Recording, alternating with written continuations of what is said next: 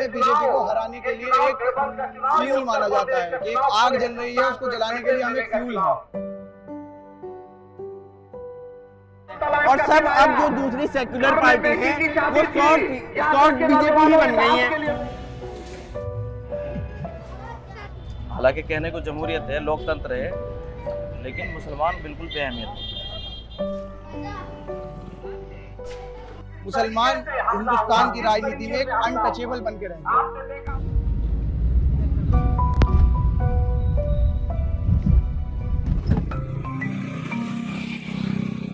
On a wintry Sunday afternoon, Deoband wears the look of a sleepy town. Shops are shut. But at this field in the outskirts of the town, along State Highway 69, youngsters and enthusiasts have gathered to listen to a fiery Muslim orator, Asaduddin Owaisi. सच्चा मुसलमान हैदराबाद से हजारों kilometre दूर से चल के आपके बीच में आया और वो झोली फैला के आपसे भीख मांग रहा है कि मुझे एक अपनी वोट दे। सबसे ज्यादा जो बड़े चुनावी मुद्दे हैं वो एक तो एजुकेशन होना चाहिए, हमारा हेल्थ सिस्टम जो कि देवबंद के अंदर बिल्कुल हमारा जो हॉस्पिटल है, गवर्नमेंट हॉस्पिटल, उसमें एक माइनर सी एक्सरे की भी जो है सुविधा मौजूद नहीं है। आप मुस्लिम मोहल्लों में चली जाइए, आप देखिए वहाँ की सड़कें कितनी गंदी हैं, वहाँ पे कोई सफाई का काम नहीं होता। तो मुद्दे तो ये होने चाहिए, लेकिन चूंकि पश्चिमी उत्तर प्रदेश की राजनीति से लोग वाकिफ हैं, तो यहाँ पे ध्रुवीकरण की राजनीति चलती है। और सब अब जो दूसरी सेक्युलर पार्टी है वो सॉफ्ट बीजेपी ही बन गई है। वो भी सिर्फ वही चीज बोलती है जो बीजेपी बोलती है, बस एक मगोटा ओढ़ लेती है जिससे उन्हें मुस्लिम वोट भी मिल जाए।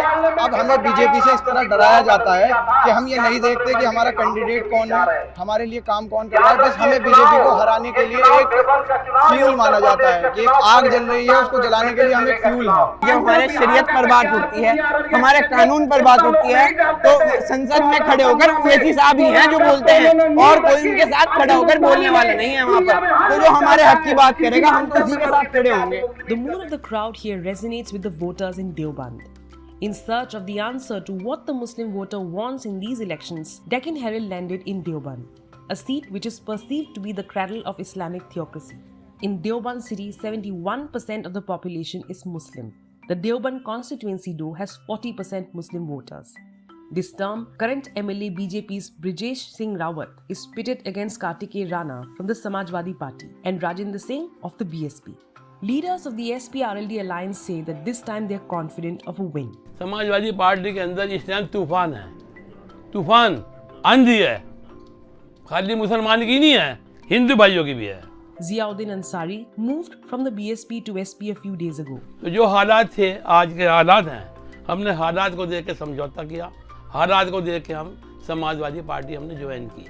2013 के बाद से जाटों में और मुसलमानों में तफरीक हो गई, अलग हो गए दोनों। अब ये हालात बने हैं कि अब फिर मुसलमान और जाट दोनों एक प्लेटफॉर्म पे आए हैं, जिसको लेकर के आरएलडी थोड़ा मजबूत हुई है। RLD Deoband President Naseem Zaidi says that other secular parties like OIC's AIMIM and Congress will have to wait. 92 के बाद से जो मस्जिद का डिमोलिशन हुआ, उसके बाद से कांग्रेस यहाँ ख़त्म हो गई और उसके बाद कोई ख़ास लीडरशिप अभी यहाँ नहीं आई है। प्रियंका मेहनत कर रही हैं, अभी देखिए टाइम लगेगा उनको। मुसलमान को लग रहा है कि अगर हम MIM को सपोर्ट करेंगे तो इट मीन्स ये है कि वोट ख़राब होगा। AIMIM's candidate this time is Umair Madani, son of former MP and Jamiat Ulema-e-Hind President Maulana Masood Madani. मैंने आज तक किसी नेता की ऐसी विचारधारा नहीं देखी जो अंबेडकर जी का संविधान बचाने की बात करता है और देश की बचाने की बात करता है, और यहाँ तक के जो उनकी सोच एक ऐसी है कि पूरे देश को लेकर चलने की वो बात करते हैं सेकुलरिज्म के अंदर। To understand a little bit of the politics, let us go over the last few elections.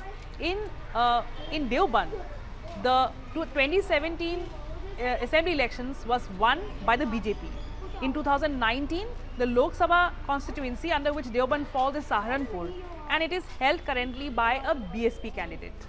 BSP Supremo Mayawati might not be as visible this time, but leaders in Deoband say that Behenji is the only way out. माननीय मुख्यमंत्री जी एक अच्छे पद पे बैठे हुए हैं, उनको ये बात शोभा नहीं देती, ठोक देंगे, बिल्डोजर तैयार खड़ा, 20-80। अरे भाई तुम तो एक पद पे हो, 100 के 100 को साथ लेके चलते, तुम क्यों फर्क कर रहे हो इस तरह का? भाई हम तो हिंदुस्तानी हैं, हम तो मुसलमान तो यहीं का है, यहीं के रहतवान हैं, तो हम क्यों उसको सपोर्ट करेंगे या वोट करेंगे? हम तो जो पिछड़ों की बात करेगा, पिछड़ों का सम्मान करेगा, उसको वोट करेंगे।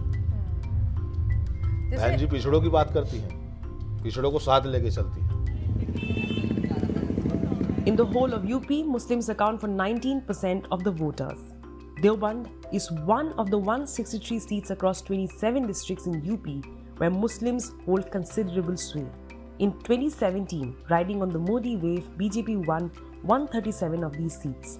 The Muslim voter in India today is an electoral pariah. Tickets are hard to come by for Muslim candidates. Their issues are hardly raised critically. ये कि मुसलमान बिल्कुल बेअहमियत होकर रह गया, मतलब जाने उसमें पॉलिटिक्स में उसका कोई वो नहीं है, वो किसको वोट दे रहा है कोई फ़र्क नहीं पड़ता, क्योंकि देश की मेजोरिटी एक साथ खड़ी हो गई। मतलब जब 86% एक तरफ आ जाएगा और 14% एक तरफ रहेगा तो क्या कर पाएगा वो कुछ भी नहीं कर सकता है। तो इसलिए मैं कहना चाहता हूँ मुसलमान इस वक्त बेअहमियत है, मुसलमान के वोट की कोई अहमियत नहीं रही इस मुल्क में। हालांकि कहने को जमहूरियत है, लोकतंत्र है, लेकिन मुसलमान बिल्कुल बेअहमियत है। The question in the mind of every poll pundit today is which way will the Muslim vote sway? Are they voting as a bloc or are they going to vote for the party that will treat them at par with other voters? देखिए, जहाँ तक मुस्लिम vote का सवाल है, ये बहुत दिनों तक तो ये अखिलेश बनाते रहे कि भाई मेरा वोट है, मेरा वोट बैंक वोट है। बैंक वोट मुस्लिम वोट किसी का नहीं है। मुसलमान उसको वोट करेगा जो उसकी बात करेगा, उसको सम्मान देगा। Deoband is also home to the Islamic seminary Darul Uloom Deoband. They remain apolitical and did not want to comment on elections, and so we headed to the old Islamia Asghariya Madrasa. We are outside the old Asghariya Mosque of Deoband, which is considered to be the first madrasa to be instituted in Deoband. The madrasa has a history of 350 years old, and the building that we have in front of us right now was built in 1960s.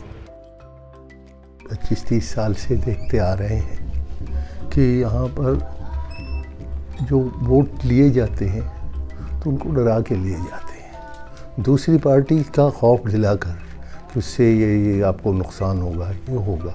Sayyid Akil Hussain, whose family has run the madrasa for centuries, says that since the last 25 years, Muslim votes have been cast on fear. 89 से ये एक नया pattern शुरू हुआ था, वो अभी तक है। Is it the politics of hate? Is it the politics of fear? Or is it the politics of having far too less to choose from? With camera person Bhumika Saraswati, this is Amrita Madhukalia from Deccan Herald.